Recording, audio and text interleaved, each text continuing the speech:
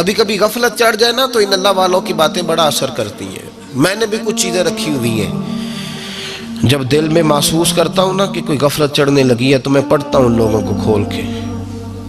میرے محبوب پاک کے صحابہ میں سے ایک نام حضرت سعید بن عامر کا بھی ہے.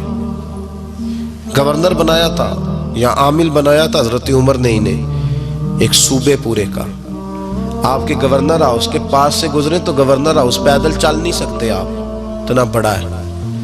تو یہ وہ گورنر تھا کہ ایک دفعہ مال غنیمت بہت زیادہ آیا تو حضرت فاروق اعظم نے اس صوبے کے لوگوں کو کہا کہ ایک شخص جو مالیات کا وزیر تھا، وزیر خزانہ تھا، اس کو جناب عمر فاروق رضی اللہ تعالیٰ انہوں نے کہا وزیر خزانہ اس صوبے کے جہاں حضرت سعید بن عامر گورنر تھے، کہا کہ غریبوں کی لسٹ بنا کے بھیجو، میں فنڈ لگانا چاہتا ہوں.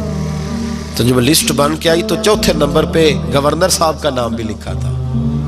تو حضرت عمر فاروق رضی اللہ تعالیٰ عنہ نے حضرت سعید بن عامر سے کہا یار تو غریب تھا، مجبور تھا، تنگ دست تھا، تیرے صوبے کے لوگ کہہ رہے مجھے کیوں نہیں بتایا؟ حضرت سعید لگے عمر پہلے تو وہ بندہ مجھے بتا جس نے میرا پردہ کھولا ہے. وہ بندہ تو بتا، میں جانوں میرا رب جانے، میں غربتوں کے رونے چوکوں میں کھڑا ہو کے نہیں روتا. میرے پاس کو رنج و علم ہو تو میں اپنے رب کی بارگاہ میں عرض کرتا ہوں، میں اپنے محبوب کو بتایا کرتا ہوں، میں غربتوں کے رونے دنیا داروں کے سامنے نہیں روتا. حضرت عمر گئے، گورنر صاحب کے مقرر کرنے کے بعد 2-4-5 مہینے کے بعد جب حضرت سعید بن عامر کی گورنری کو تھوڑا وقت گزر گیا تو حضرت عمر کا طریقہ تھا، گورنروں کا پتہ کرتے تھے.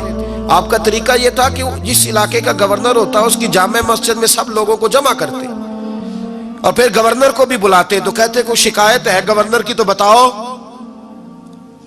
مسجد میں جمع کیا، لوگ اکٹھے ہو گئے. حضرت فاروق اعظم رضی اللہ تعالیٰ عنہ نے فرمایا گورنر کی کوئی شکایت ہے تو بتاؤ. تو صوبے کے لوگ کہنے لگے 4 شکایتیں ہیں گورنر صاحب کی. سننا ذرا دل کھول کے، 4 شکایات. کون سی؟ کہ پہلی شکایت یہ ہے کہ جب یہ نئے نئے آئے تھے تو فجر کے بعد مسجد میں بیٹھ جاتے تھے، جس کا دل کرتا تھا مل لے. اب یہ فجر پڑھ کے گھر چلے جاتے ہیں اور اشراق چاشت کے وقت 8-9 بجے آتے ہیں. دوسری شکایت یہ ہے کہ یہ پہلے رات کو بھی ملتے تھے، اب صرف دن کو ملتے ہیں، رات کو نہیں ملتے. اور تیسری شکایت یہ ہے کہ ہفتے میں ایک دن ملتے ہی نہیں. چوتھی شکایت یہ ہے کہ کبھی کبھی روتے ہیں تو بے ہوش ہی ہو جاتے ہیں. کتنی دفعہ ملے ہو اپنے ایم این اے کو؟ بولے کتنی دفعہ ملے ہو؟ ووٹ اپنی مرضی سے دینا پر سوال کا جواب تو دو نا. کتنی خادم نہیں قوم کا؟ خادم نہیں، کتنی دفعہ ایم پی آپ کا حال پوچھنے آئے جس مسجد کے دروازے پہ بیٹھا ہوتا ہے؟ یہ گونگا بہرا اور اندھی جمہوریت ہے؟ رنگ وہی بہتر ہے جو محمد عربی کے غلاموں نے ہمیں عطا فرمایا ہے صلی اللہ تعالی علیہ، اور یہی چراغ جلے گا تو روشنی ہوگی. حضرت سعید بن عامر گورنر، اور میں اکثر کہتا ہوں اسی دھرتی پر یہ وہ نور والے لوگ تھے جنہیں میرے رسول نے نور عطا فرمایا تھا. یہ ہے تربیت میرے نبی پاک کی. حضرت عمر نے گورنر کی طرف دیکھا، فرمایا بتائیں جناب آپ کی شکایت آئی ہے. پہلی شکایت یہ ہے کہ آپ پہلے فجر کے وقت ملتے تھے، اب اشراق چاشت میں ملتے. حضرت سعید بن عامر رضی اللہ تعالیٰ عنہ کہنے لگے حضور اگر آپ نہ ہوتے کوئی اور پوچھتا تو میں کبھی نہ بتاتا. حضور میری مجبوری یہ ہے کہ میری بیوی بیمار ہو گئی ہے اور معذور ہو گئی ہے ٹانگوں سے. میں غریب آدمی ہوں، نوکر نہیں رکھ سکتا. اس بھلی مانس عورت نے 30 سال میری نوکری کی ہے، اب وہ بیمار ہو گئی ہے تو کیا میں اس کو چھوڑ دوں؟ میں سویرے اٹھ کے اپنے گھر میں جھاڑو دیتا ہوں، برتن دھوتا ہوں، آٹا گوندتا ہوں، روٹی پکاتا ہوں اور اپنی باوفا بیوی کے منہ میں لقمے ڈالتا ہوں. حضور وہ پخانہ پیشاب کرتی ہے تو وہ بھی میں صاف کرتا ہوں. وہ میری ذمہ داری جو ہوئی تو ذرا دیر ہو جاتی ہے. بس پہلے سوال کا جواب آیا تو لوگ کہتے ہیں ہمارے جسم کے رونگٹے کھڑے ہو گئے. پھر کہا آپ کی دوسری شکایت یہ ہے کہ آپ ہفتے میں ایک دن ملتے نہیں. تو حضرت سعید بن عامر کہنے لگے حضور کاش یہ لوگ مجھے رسوا نہ کرتے، کاش سرعام نہ پوچھتے تو میرے اور میرے رب کا راز تھا، یہی بہتر تھا. فرمایا कह चुका हूं ना, गरीब हूं, जोड़ा एक ही है मेरे पास। ठंड का मौसम है तो हफ्ते में एक दिन कपड़े धो के खुश्क होने को डाल के बीवी के कपड़े पहन के बैठा रहता हूं, और जरा शाम हो जाती है बाहर आने में तो क्या करूं, नहीं आ पाता। कहा तेरी तीसरी शिकायत यह है कि तू रात को नहीं मिलता, सिर्फ दिन को मिलता है। तो हजरत उमर कहते हैं अपनी सफेद दाढ़ी जनाब सईद बिन अमर ने जोर से पकड़ ली। कहने लगे उमर यार इधर देखना, है कोई बाल काला, सफेद नहीं हो गए सारे, इसका मतलब है फल पक गया, पता नहीं मालिक कब बुला ले। गुनाहों की लिस्ट बड़ी लंबी है। मुसल्ले पे बैठ के मालिक को मनाता रहता हूं, उसको कहता हूं यहां पर्दे रखे हैं तो वहां भी मेरे पर्दे रखना। मैं सारी रात दिन मैंने रखा हुआ है मखलूक के लिए, रात रब के लिए रखी है। उमर क्या करूं, वहां भी तो जाना है ना, नहीं मिल पाता। हजरत उमर की आंखें आंसुओं से भर गईं। फरमाया चल चौथी बात बता। कभी कभी बेहोश क्यों हो जाता है रोते रोते, तो फिर रोने लगे।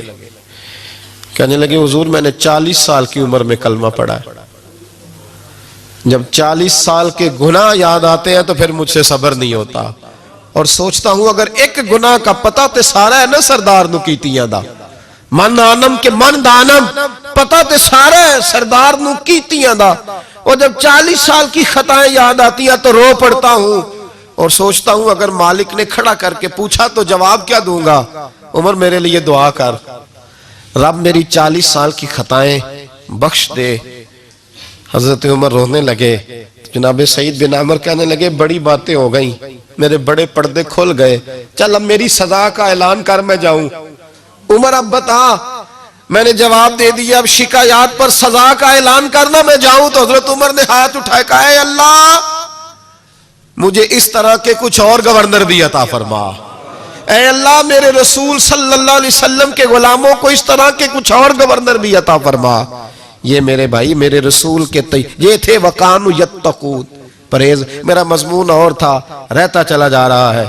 ये मुत्तकी लोग थे, ये परहेजगार थे, ये है जिनको कुरान कहते हैं अला इन्ना औलिया अल्लाह ला खौफुन अलैहिम वला हुम यहज़नून। मेरे आला हजरत फाज़िल बरेलवी के छोटे साहिबजादे मुफ्ती आज़म हिंद मौलाना मुस्तफा रजा खान साहब रहमतुल्लाह अलैह के पास एक लड़का बांध के लाया गया रस्सियों से, हुजूर जिन्न है इस पे। वो लड़का बड़ी अजीबो गरीब बातें करता, उसके माँ बाप भी साथ आए। बाप पर्दा, माँ की शान में उसने कोई बेदबी कर दी तो मुफ्ती आजम खड़े थे, तब हुजूर दम कर दे, जिन्न है इस पे। हजरत मुफ्ती आजम दम करने लगे तो उसने अपनी अम्मा को पता नहीं क्या कहा, तू मुझे लेके जाती है, देख लूंगा मैं तुझे। माँ की बेदबी की तो मुफ्ती आजम ने थप्पड़ मारा बच्चे के मुंह पे, जिस पे जिन्न था, रस्सियों में थप्पड़ मारा। वो थप्पड़ मारना था, जिन्न दूर हो गया। हुजूर गौसे आजम के नायब थे, वक्त के औलिया के इमाम थे मुफ्ती आजम। अब बच्चा सही हो गया, रस्सियां खुल गई, घर चला गया। शाम को गुलामों से कहने लगे चलो उस बच्चे के घर चले। उसके घर पहुंचे, दरवाजे पे दस्तक दी तो घर वाले बाहर आकर हुजूर आप हमें हुक्म देते, फरमाया बच्चे को बुलाओ। बुलाया, फरमाने लगे बेटे से ठीक है, कहाँ ठीक है। फरमाने लगे अल्लाह की रिजा के लिए मुझे माफ कर दे, मैंने तुझे थप्पड़ मार दिया था, माफी दे दे। कहा हुजूर आप क्या कर रहे हैं। फरमाया बेटे तेरा इलाज ये था, एक तो तू माँ की बेदबी कर रहा था, दूसरा तेरे ऊपर आसेब था, थप्पड़ ना मारता तो आसेब जाता ना, पर मेरे एक थप्पड़ से रुखसत हो गया। लेकिन मुसलमान को तकलीफ देने का मतलब नबी पाक को तकलीफ देना है। मुझसे नमाजें नहीं पढ़ी गई, मेरे दिल पे इतना बोझ था, बड़ी मुश्किल से मैंने अपनी इबादत की है 5 वक्ता, मेहरबानी कर। ये थे मुत्तकी लोग, मुत्तकी परहेजगार, जरा भी अल्लाह की नाफरमानी से डरते थे। इन औलिया की मोहब्बत जरूरी है, इन औलिया की मोहब्बत, इनका प्यार ये बहुत जरूरी है। ये वली बड़ा कुछ देते हैं, इनकी मोहब्बत बड़ा कुछ अता करती। ये अल्लाह तबारक व तआला के बंदे को अल्लाह के करीब कर देते हैं, कुर्ब देते हैं।